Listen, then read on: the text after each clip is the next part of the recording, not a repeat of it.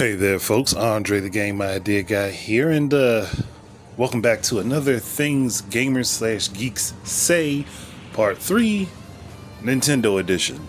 So, I'm going to go over several things that I have heard or seen said in the gaming community over the last several decades on repeat that are generally either misconceptions or incorrect completely.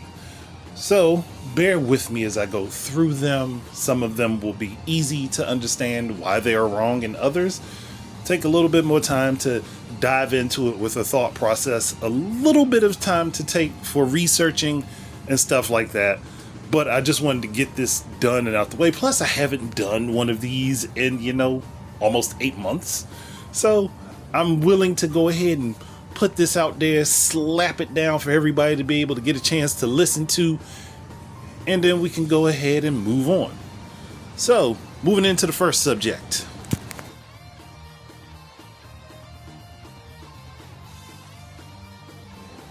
The Wii U almost killed Nintendo. That's a very loaded statement there. And it's interesting to think that the Wii U would have killed Nintendo and not something like the Virtual Boy back when Nintendo made it and they had less money than they did when they put the research and development into creating the Wii U. I mean, not only that, and this is something Reggie Fils-Aimé has said, and people seem to have just, for some reason, blocked this completely easy to find statement out of their minds, and that was that the moment a singular game was purchased with the Wii U, the console was profitable. So as long as the Wii U sold one game per console, it was a profitable machine. You want to know what the attachment rate for the Wii U was? It was 8-1. So, it was profitable. Now, was it as profitable as Nintendo wanted it to be? Was it as profitable as Nintendo forecasted it to be? No. So, when people say the Wii U was a failure, I can agree with them saying it was a failure because it failed to meet the expectations that Nintendo had set for it. It failed to meet the expectations that Nintendo had set for it. If you want to call it a failure in that light, yes, you are completely correct. But you cannot say it wasn't profitable because it made profit year after year, with 2014 being the only year, and this is through their IR reports, that being the only year that they didn't make a profit with the Wii U on the market. Only year. So they couldn't have been sitting there putting all that effort into the Wii U and it didn't make them any money whatsoever. That would be ridiculous to do.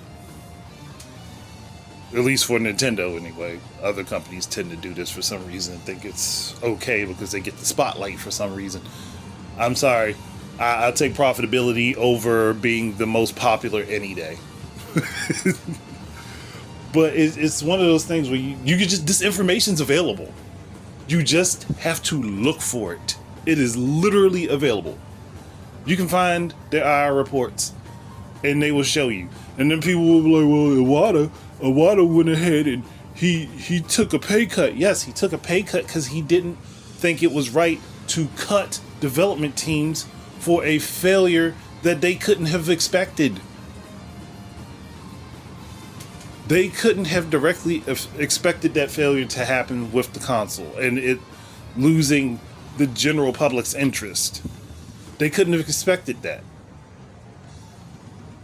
There's no way that they could have known for sure that gaming media and press could have horribly affected their business that way because they didn't before.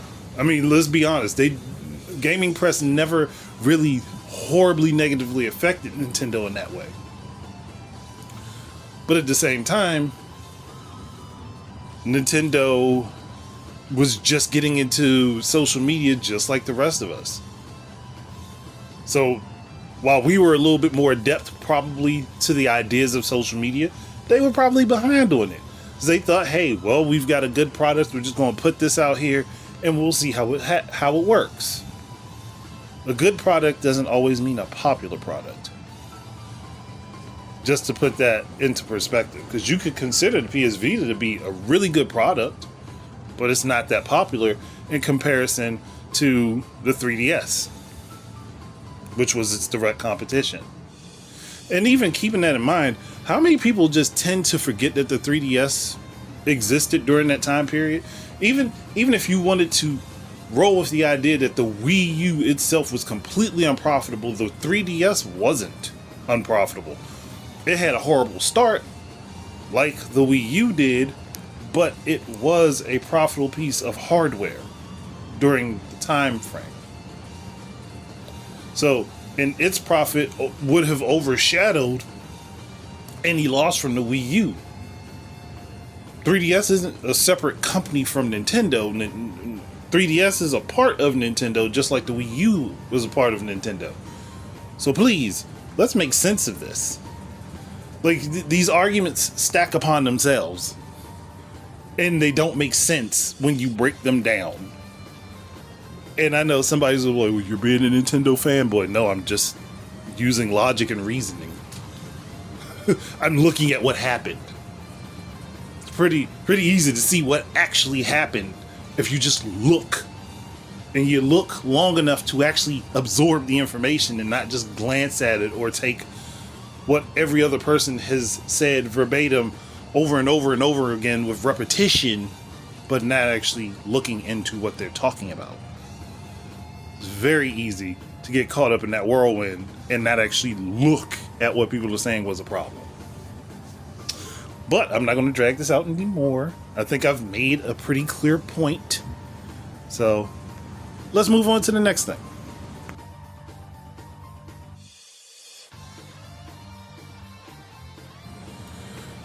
Okay, this one.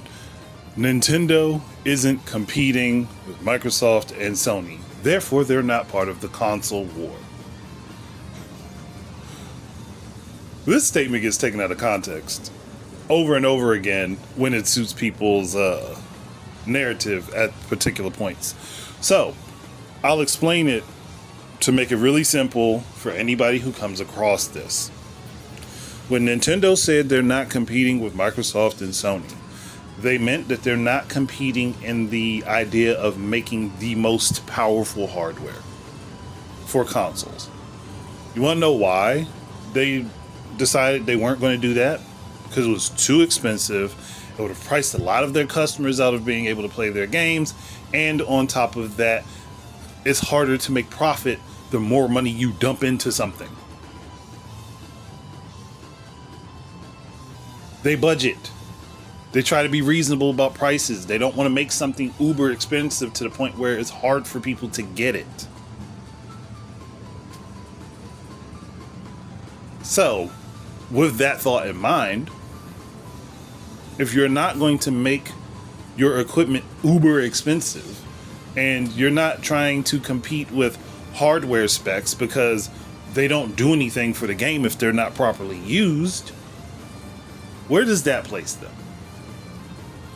They're still making game consoles, right? They're still making games, right? They're still on the market, right? They didn't just leave gaming behind and go do something else. They're still in the market, right? Technically, anything that is entertainment is competing for your time, for you to use said thing for entertainment. That's going to always be a thing. Now, in the specific arena of gaming, Nintendo is still there. They're still competing for your dollars. They're still competing for your attention. They're still competing for your loyalty to their platform. They're just not competing with Microsoft and Sony trying to have the biggest pipe in the land. They're saying, hey, we got what we got. We know how to use what we got. We'll make you some fun, interesting stuff with what we got. And we're not going down the route that they're going, which, when we told you guys before, that was going to be a mistake and that was going to cause problems, you laughed at us. You laughed at us. But a couple decades later, you find out we kind of saw ahead where things were going, took a little bit of time and thought about it and said, no, we're not doing that. And then we ended up turning out to be right. So, when they said they're not competing with Microsoft and Sony, they're not competing in the hardware space. I mean, because if you really want to push this argument, then you'd also have to take into consideration that Microsoft said that Nintendo and Sony are not their competition. Apple and Amazon were.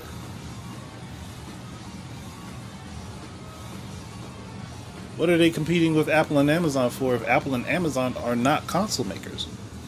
Right? What are they competing with them for if they're not console makers?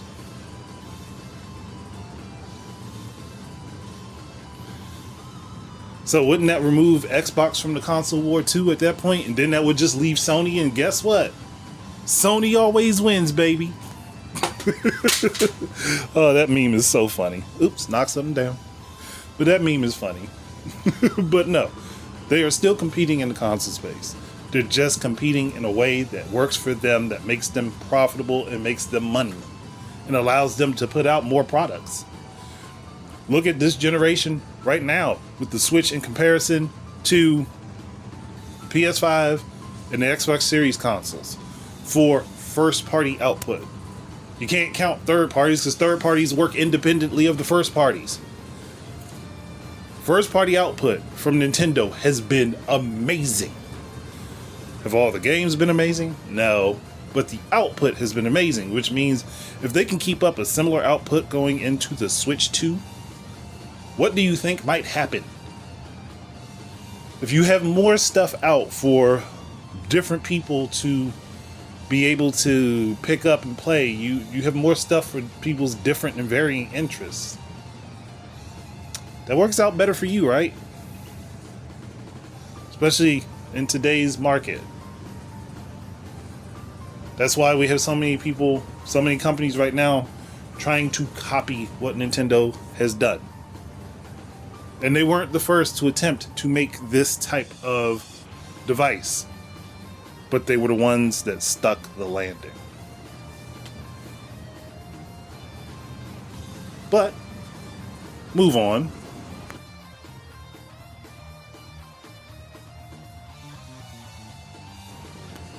Nintendo has major competition with PC handhelds. No, they don't. No, they don't. They don't have major competition with PC handhelds flooding the market. The majority of which, those purchases were Steam Decks, but I think the total currently on the market is around 7 million for all of the handheld gaming PCs. Somewhere between 7 and 8 million.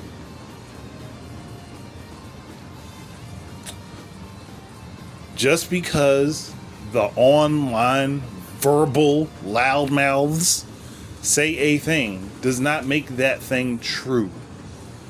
If we listen to everything that the online community has said and everything that they have popularized, then the gaming industry should look far different than it does currently. The landscape should be very different. Honestly, if that was the case, Switch should have never, and I mean never, made it over 100 million units sold. It shouldn't have. If the release of these devices meant that it had major competition, it should have never sold over 1 million units, because that attention should have been taken from the Switch over to those PC handhelds. Just because there's a loud group that likes something does not mean that what the loud group is saying is absolutely 100% fundamentally true. People got to stop thinking that that's exactly what that means. Again, this is something I fall victim to as well. So I know when I say that, I'm also talking about myself. But I'm also talking about myself. Okay? I'm including me in that bubble. Just not in this particular subject, but in the overall, I'm including me in that bubble. Nintendo Switch doesn't have major competition with those handhelds. One, because of the simplicity of using it. Most people do not care about the graphics or how stable the frame rate is. Most people playing video games do not care. Most people playing video games are casuals.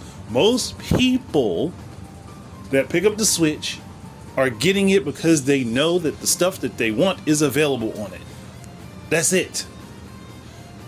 Most of them don't care if it looks the same as the Xbox or the PlayStation or the PC version. They don't care if it feels the same as the Xbox, PlayStation, or PC version.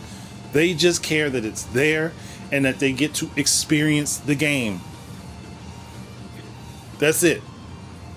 Now, there are going to be some exceptions, obviously. But in the general sense, they don't care. Games look good enough. You put them on a 4K TV, the TV's going to upscale it anyway. Yeah, you might see some jaggies here or there. You might have some frame rate issues, depending on how the game is coded. But people just in general don't care. They don't. You can't put on the general public what the enthusiast wants. Enthusiasts care about those things. The general public does not. The commoner does not. And I don't say that as a way to put people down. I'm just saying, people that ain't in the space like that ain't in it every day, sitting there looking for stuff like that, they don't care. They're like, ooh, is that game available on the Switch? Yeah, it is. Oh, cool. I can get it on the cartridge. Ooh, and I don't have to waste a bunch of space on my SD card or on the memory on my system. Cool, I can do that. Oh, and I can just get a new SD card to add more space if I run out. Cool. They don't care about all the fancy stuff. Those of us that are more enthusiast level, we care. They don't. They literally do not give a flying. I'm gonna cut that off right there. I'm trying to keep it clean. But they don't care. They're just happy to have the games that they want to play and play them.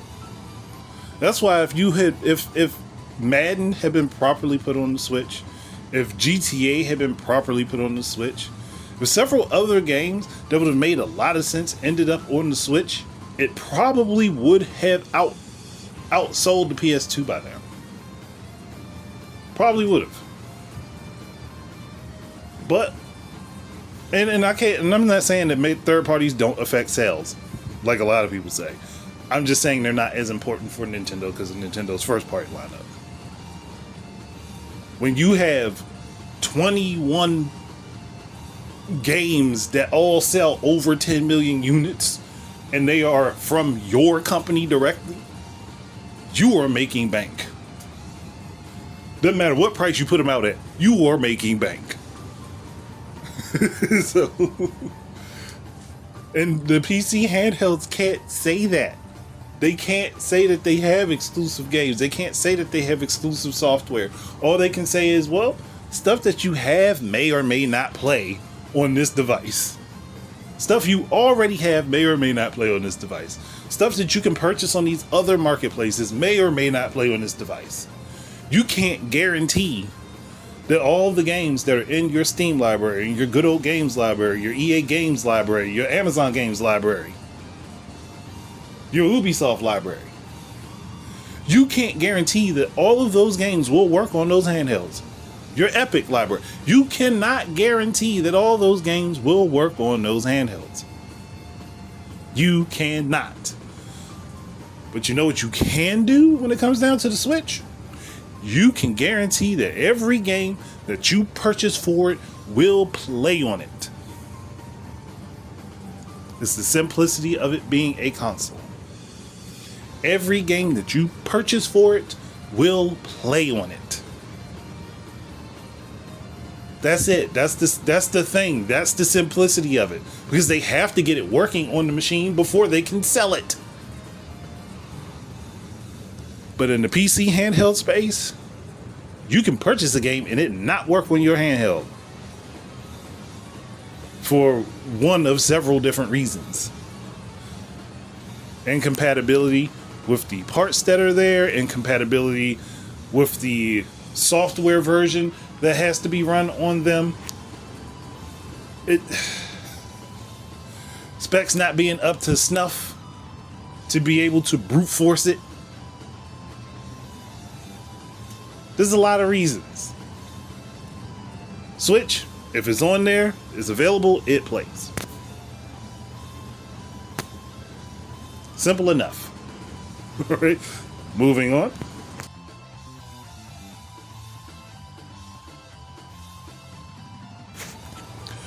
Nintendo gamers only purchase Mario, Zelda, and Pokemon. That's a weird statement in and of itself when you see it, because also thinking about this, The Legend of Zelda really wasn't a high-selling series like that until Breath of the Wild. Breath of the Wild and Tears of the Kingdom are the highest-selling games for that franchise. So, and that was a statement that was always made, and it was kind of weird that was thrown in there. And then sometimes even they'll throw Metroid in there, and I'm like, those weren't high-selling series. What are you talking about? That doesn't make any sense. Mario, understandably, Mario's the mascot of Nintendo. He's on a lot of different franchises. It makes sense that Mario would sell well. Pokemon is as a IP is a phenomenon. There have been many that have tried to copy it since its inception, that have tried to garner the same type of attention and just haven't been able to.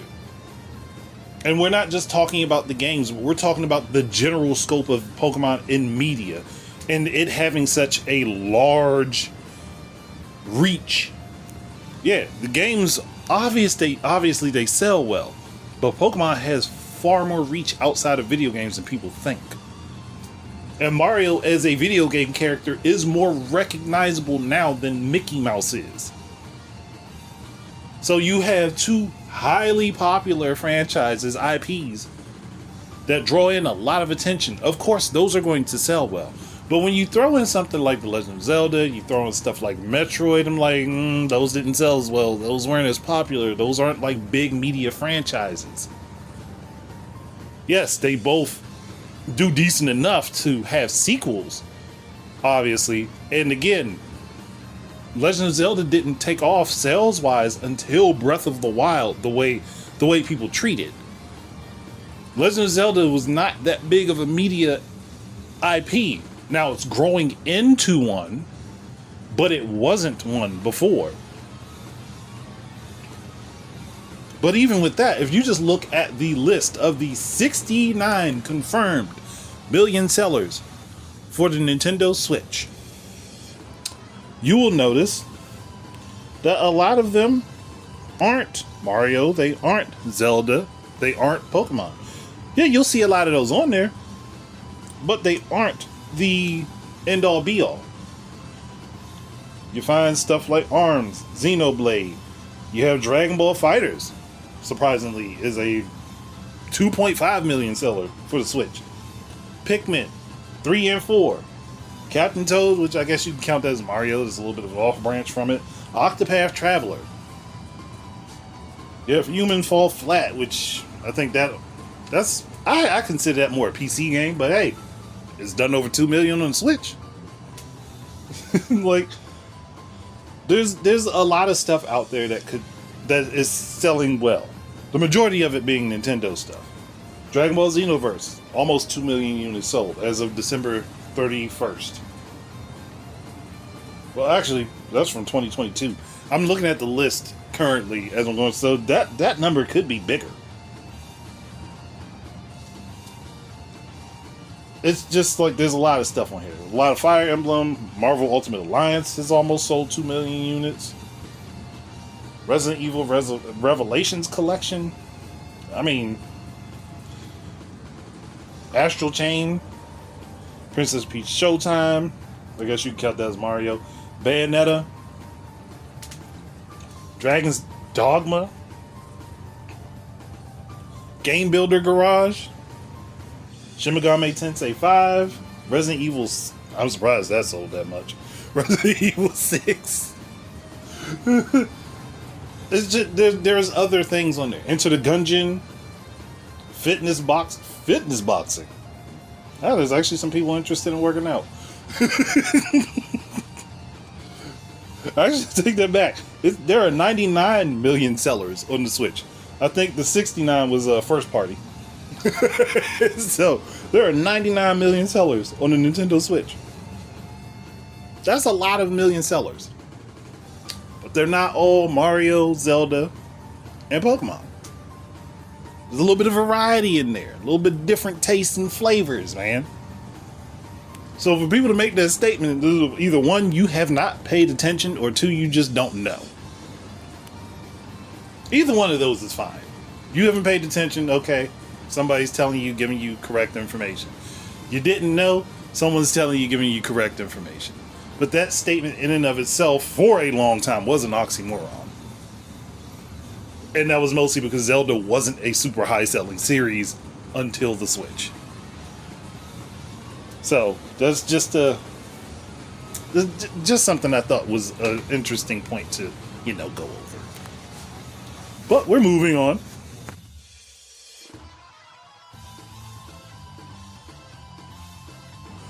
Okay, so this one is one of my favorite arguments that I've seen be turned to mud constantly. And that's, this game can't run on Switch.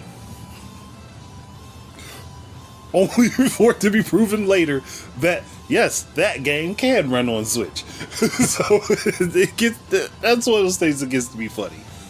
Because you'll have gamers say certain things can't run on Switch, and then when those games end up on Switch, they're like, well, no, it's not running. Like, nope. You said it couldn't be done. You said, full stop, it can't be done. It has been done. So why are you moving the goalpost now? Full stop, it can't be done. Then you move the goalpost the moment it happens. If you gotta move the goalpost, guess what that means? You've lost the argument. And if you've lost the argument, just say you lost the argument. More people get more respect when they actually take their L's than they do when they try to hide their L's. I take my L's. Okay? And then there are third-party companies that have said, Namco, Bandai has been egregious with this. They'll say a game can't be put on the Switch until they reach a certain sales milestone, and then somehow it finds its way on the Switch. Maybe just say we don't have a team dedicated to that just yet. That would be so much easier. It'd be so much cleaner. We don't have a team dedicated to that. Simple, clean, cut, dry. Well done. No problems. So then if the game does show up at a later date, you could simply say, oh yeah, we got a team together, figured out how to do it, and we got it done. Clean, easy, no arguments, no fights, none of that. Just done. Easy. You save yourself so much trouble and so much backlash rather than saying, oh, it can't be done, and then you find a way to do it. Like, just stop saying it can't be done. Just say either one, we don't have a team dedicated to it, or we couldn't figure it out. Because running with it can't be done is going to be the hot seat that's going to cause a lot of problems. It's going to cause a lot of problems. That's one thing that we heard a lot with the Wii U. And I have a feeling once people really dive into that machine, like, the fans that are interested in it really dive into that machine, you are going to see ports of a bunch of third-party games pop up on the Wii U. We already have Sonic Mania on the Wii U thanks to fans. So I wouldn't be surprised if you see the old PC version of Mass Effect Trilogy end up on Wii U with enhanced features at some point due to fans. I wouldn't be surprised if you see all 3 Crysis games end up on the Wii U at some point. Wouldn't be surprised if you saw, you know, one game that infamously said that they weren't being targeted, that it wasn't being targeted for the Wii U, even though all the advertising showed Wii U was part of the target market, and that's Project Cars. And I think somebody would do that one just out of spite. Oh man. But don't say something can't be done when it clearly can be done. You just don't know how to do it. And maybe stop going from RISC to, I mean, not RISC. Stop going CISC to CISC to RISC. One has a bigger footprint than the other. You're trying to take... Somebody's gonna hate me for this analogy, but you can't stuff a hippo into a tutu. You can't stuff a hippo into a tiny tutu. You need a big tutu for the hippo. You cannot stuff a hippo into a tiny tutu. It just ain't gonna work. And if you find a way, that thing's going to stretch, and stretch. And that's going to cause its own problems. Gosh, that analogy is horrible. Well, I hope somebody got the point. Stop running with the idea it can't be done and just say we don't know how to do it yet, or we don't have anybody dedicated to it. Save yourself so much trouble. I don't. And for the fans, just stop saying stuff can't be done to only be proven wrong later on, and then you backpedaling from the position you were in. Again, if you lose ground where you were, you've lost that argument. You're not gonna... This is a good analogy. You're not gonna have an invading force at your front gate and say, you can't break our gate down. Then they break your gate down and you back up and be like, oh no. They didn't break this gate. They broke the one you said couldn't be broken. They got through the one you said couldn't be got through. So you have lost that position. You've lost that fortification. You've lost that stronghold. Do I have to give any other analogies for this? If you have to backpedal to a different position from the one that you were at, even if that position is similar, you have still lost. Oh, man.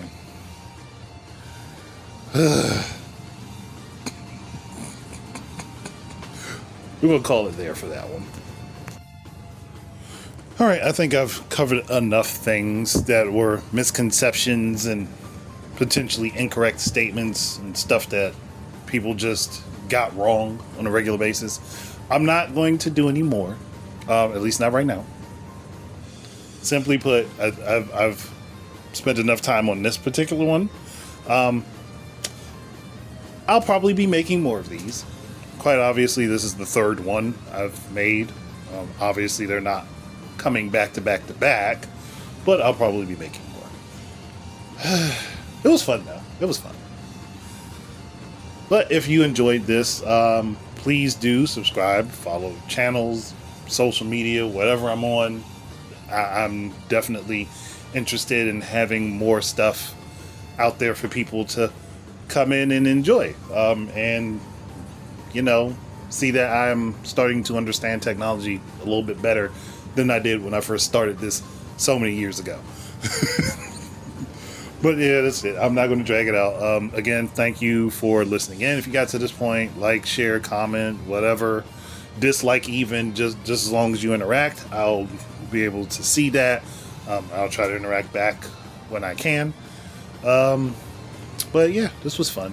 Thank you guys very much for listening in. Keep your eyes and ears out for more stuff from me. And until the next time, enjoy your games. Peace out, everybody.